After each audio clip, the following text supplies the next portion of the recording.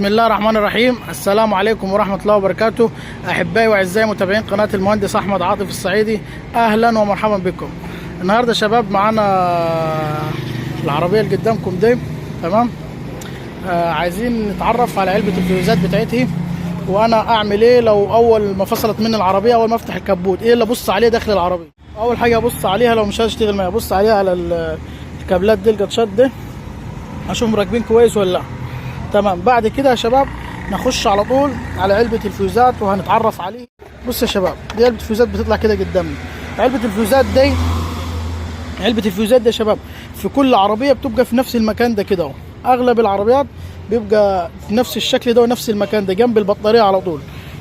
لكل عربية يا شباب علبتين فيوز، واحدة خارجية في الكبوت والتانية داخلية على شمالك، على شمال السائق. لو انت بتعرف تقرا وبتعرف في الانجليزي، تمام، اول حاجه هتعملها هترفع ظهر العلبه بتاعت علبه الفيوزات بالشكل ده كده اهو.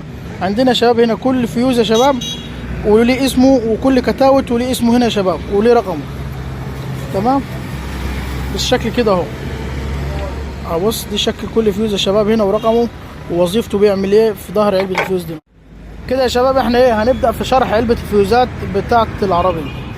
المهم يا شباب هنا داخل علبه الفيوزات في فيوزات رئيسيه كبيره، في فيوزات صغيره، في كتاوتات، في فيوزات 30 اهي و50 و40 ليه. في فيوز منهم للمارش، وفي فيوز منهم لكهرباء البطاريه كله، وفي فيوزات منهم للمروحتين اهو.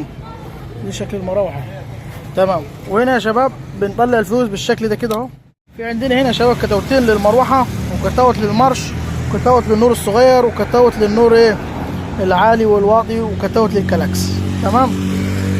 والفيوزات دي يا شباب، الفيوزات دي كل فيوز منهم في فيوز هنا للنور الصغير، وفي فيوز للنور الكبير، في فيوز للمارش، في فيوز للطابلون، في فيوز ايه للعربيه كلها موجود معانا هنا، تمام. ف طريقه فحصهم ازاي؟ في هنا في الداخل بيبقى عندك مشبك، تمام، بتسحبه او بتجيب بنسه او زراديه وبتطلع الفيوز بالشكل ده اهو زي ما انا سحبته، وتشوف السلك اللي داخل اللي من جوه ده اهو. السلك ده بص اهو داخل الفيوز اهو من الداخل، ركز معايا.